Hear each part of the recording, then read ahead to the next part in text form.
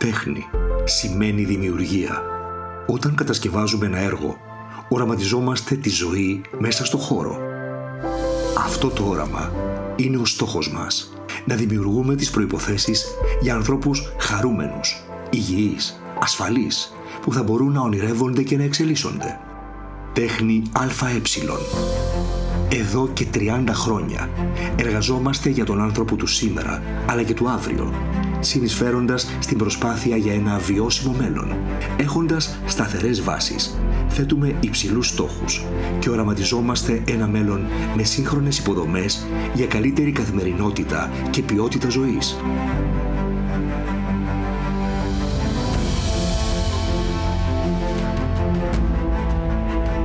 Κατασκευάζουμε έργα που δίνουν πνοή στην κοινωνία και στην οικονομία και προστατεύουν το περιβάλλον, συμβάλλοντας στον αγώνα κατά της κλιματικής αλλαγής.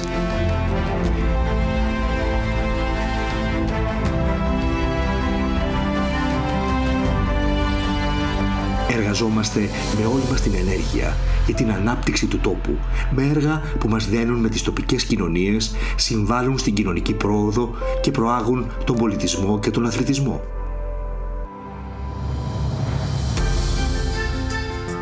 Ανοίγουμε δρόμους που ενώνουν τις ζωές των ανθρώπων και κάνουν τα όνειρα να ζωντανεύουν.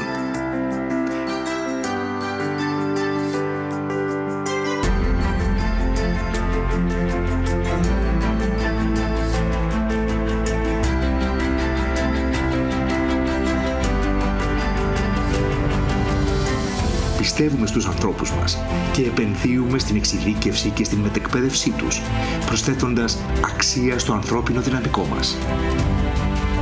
Κατασκευάζουμε έργα άρτιας λειτουργικότητας και υψηλής αισθητικής, με ποιοτικές σταθερές και αυστηρά χρονοδιαγράμματα, προσφέροντας υπεραξία στους πελάτες μας.